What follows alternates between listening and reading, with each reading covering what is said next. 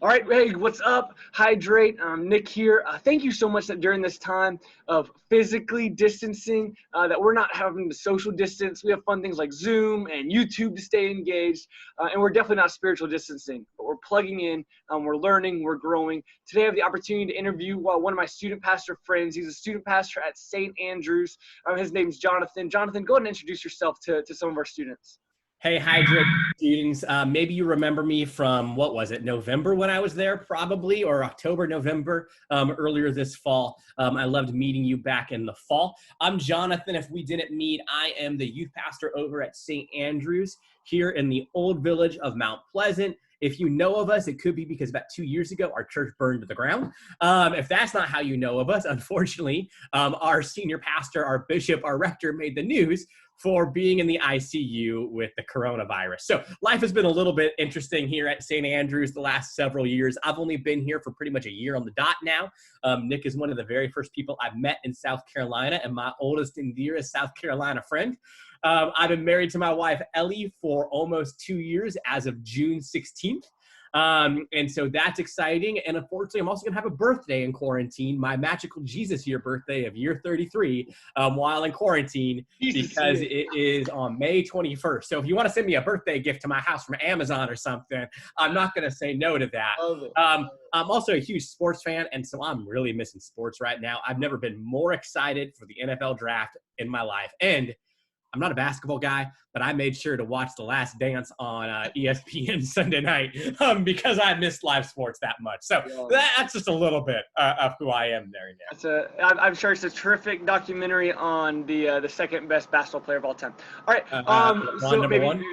All right, Jonathan, what's one thing that you are missing right now, having to be quarantined? What are you looking forward to being able to enjoy once our staying at home orders are lifted and we feel a little bit more safe about going in the community? Yeah, there's so many things I'm missing. I mean, I already mentioned sports. I mentioned I mentioned sports, but I miss live sports. I miss TV sports. I miss going to sporting events like a River Dogs game. I miss going to student sporting events. But like one of the things that I'm missing so much, and I'm a hyper extrovert. I love people. It's part of the reason why I'm a pastor. I love my wife to death, but my wife is not a hyper introvert, but she's an introvert. And so, it's one of those things where I just miss people. In the first couple of weeks, I was doing pretty good. And Zoom is great. Technology is great.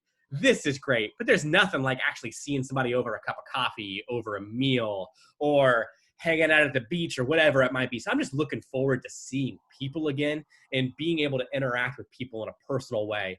And I mean, this is just something random. I was telling my wife the other day that, you know what I really miss, what I'm kind of looking forward to when this is all over? Walking through Target. It's just like the little things you took for granted that you could just go and do at any moment notice without having to worry about it. It's just browsing Barnes & Noble, Target, Old Navy, whatever it might be, walking around. Walking around a mall, whatever it might be. I mean, just doing the little things you take for granted. And that's just for so often in my 33 years of life, just you never had to worry about it. So those are kind of some of the big things that I'm missing, looking forward to. I love that. Yeah, I'm in the same boat there with you. So, all right, if you were stuck in quarantine with one person, you can't count like a church member or a family member or anything like that. So other than me, who would you want to be quarantined with the most? So other than my wife and other than my sister, because I would take my older sister in a heartbeat, we'd have a fun time. We probably only eat pizza and ice cream, which would probably be a little bad, but we have a fun time. If I could stay with anybody, I'd have to part of me kind of wants to stay with a comedian. So to my head, I'm thinking Jim Gaffigan, as long as I don't have to deal with his 5 kids or whatever and be stuck in a New York apartment like he is right now. Because I feel like a comedian could just make life really fun. So maybe a Jerry Seinfeld, if you students know who Jerry Seinfeld is, that was probably about 25 years ago, or a Jim Gaffigan, some sort of stand-up comedian could be really entertaining, like a Kevin Hart of the world, or actually I take that back, forget the stand-up comedian. I just want to stay with The Rock. I just want to stay with Dwayne Johnson. Kevin Hart led me to The Rock, and I'm just going to stay at The Rock. I want his diet, man. I want his diet. I don't want to work out with The Rock because he'll kill me. But I feel like if his social media life is anything, even a tenth of what his real life is, hanging out with The Rock for a month or two, it That's is awesome. the What are you reading right now, Jonathan? so right now, I've actually read more than I have the last several years, which is great because I actually have the time. Saw it on Twitter. That's like 5 books or something you read? So I now am up to 6 books in the month of April, with about 3 more to go. So I've read a couple marriage books. I read a book by Billy Graham, from like 95-year-old Billy Graham, called Nearing Home, about him reflecting on his life as he was about ready to die. Kind of depressing, especially in this season. And I'm reading a 1,000-page fiction book, had science fiction, called Dune, which is a classic, but it's 1,000 pages long, and I'm only on page 600. Sounds Um, fun though. I've been reading it since October. I mean, And so it's good. I just forgot how much I hate 1,000-page books. I tried reading The Three Musketeers back in high school, and it was like 1,000 pages of old English. I got 75 pages into it when I'm done. Like, so that's kind of what I'm reading right now. Yeah, cool. I'm Good. reading all kinds of stuff. Good. As you think of the next year or 2 years or so of your student ministry, what's a series that you think that you're gonna dive into with your students as your, just guess, you don't have to have it planned out, but just something, a direction you want to go, a series you want to do in the next 2 years that you're excited about with your students? So what I'm doing right now is one that I was planning on doing later, but the season kind of forced me to do now. So right now, I am walking through spiritual disciplines on how to practice the way of following Jesus, because I feel like in this season, now is the time to build something new into a lifestyle and a rhythm. And so try out different ways of connecting with God when you physically can't be in the presence of other Christians or in church or whatever it might be. And so this is kind of going to be the trial run for hopefully a deeper and more complicated version of that sometime next year. What's one spiritual discipline that you don't like, or you feel like you're bad at, or you haven't done? Okay, I've mentioned I'm a hyper extrovert. I've mentioned I love people. I know it needs to happen. I know you need to do it. I know you need to practice it. I absolutely hate silence and solitude. Silence and solitude are critically important. But I would much rather run until I hit a brick wall and am forced to slow down and be silent and sit with my thoughts. However, that usually leads to very hard conversations and problems in your own life. And so as I've gotten older, I've learned the importance of silence and solitude, but I hate it. And I stink at it so badly because I don't like being silent and I don't like slowing down, which is why the first 2 weeks of quarantine, I was good. Now I'm getting a little stir crazy and a little ready to go. It could be anything. I'll just go for a walk for an hour a day because I just can't handle it anymore.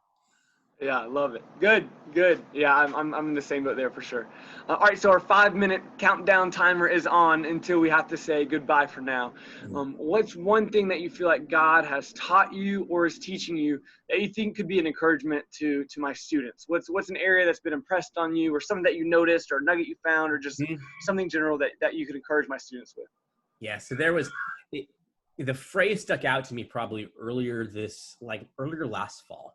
And it was somewhere from 2 Kings, I think. And I have it on one of those little peg letter boards in my office. If we were in my office, you would see. And the phrase that was from 2 Kings something, I don't know off the top of my head.